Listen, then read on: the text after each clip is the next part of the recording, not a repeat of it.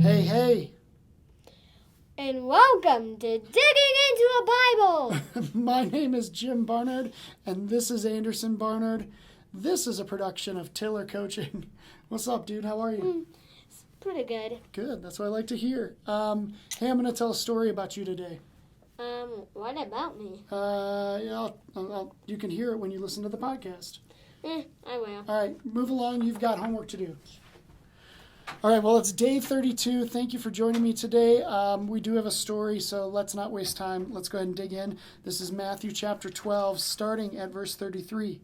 Either make the tree good and its fruit good, or make the tree bad and its fruit bad, for the tree is known by its fruit. You brood of vipers, how can you speak good when you are evil? For out of the abundance of the heart the mouth speaks. The good person out of his good treasure brings forth good, and the evil person out of his evil treasure brings forth evil. I tell you, on the day of judgment, people will give account for every careless word they speak. For by your words you will be justified, and by your words you will be condemned. Then some of the scribes and Pharisees answered him, saying, Teacher, we wish to see a sign from you. But he answered them, An evil and adulterous generation seeks for a sign, but no sign will be given to it except the sign of the prophet Jonah. For just as Jonah was 3 days and 3 nights in the belly of a great fish, so will the Son of Man be 3 days and 3 nights in the heart of the earth. The men of Nineveh will rise up at the judgment with this generation and condemn it, for they repented at the preaching of Jonah, and behold, something greater than Jonah is here. The queen of the south will rise up at the judgment with this generation and condemn it, for she came from the ends of the earth to hear the wisdom of Solomon, and behold, something greater than Solomon is here. They asked for a sign. Maybe like a sign like a Lion's Choice sign. Oh, look at that! Lion's Choice roast beef sandwich t-shirt. Like seriously, sprinkle that famous seasoning right on top. Just don't stop. So good. I know when I'm driving back to Missouri and I see that red sign, I know it's about to be good. Speaking of good, Jesus says that a good tree produces good fruit and a bad tree produces bad fruit.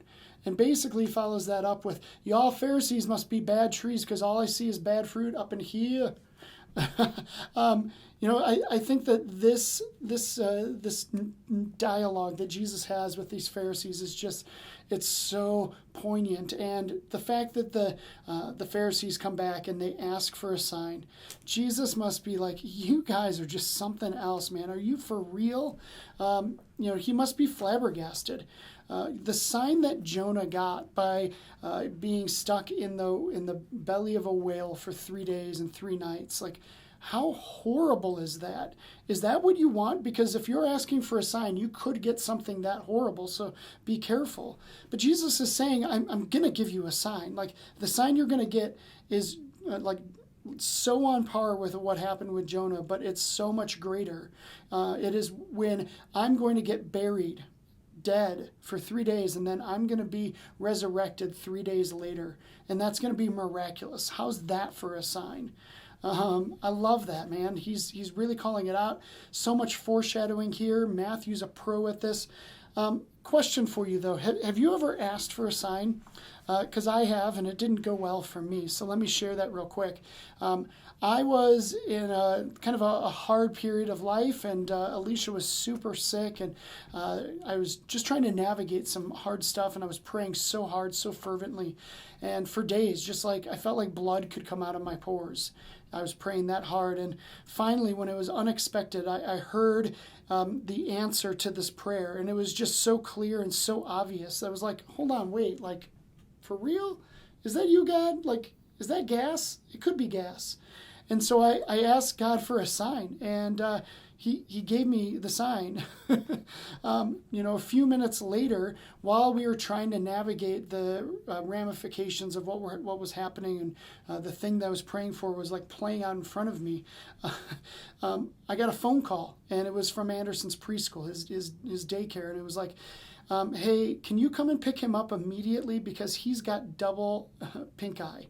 And I was like so crushed by this news because simultaneously Alicia was having to go into the hospital, which meant that I was going to have to take care of Anderson and his double pink eye for the next, you got it, 3 days. And it was awful. Like, it was all on me, and really it was God giving me that sign. And so I wouldn't advise praying for a sign, like just pray, and when you get the answer, accept it. But I made the mistake of asking for a sign. Double pink eye. I'm serious. I'm starting to sweat right now.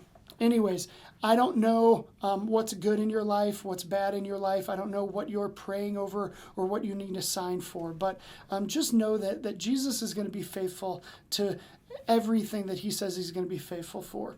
With that, I am way over time.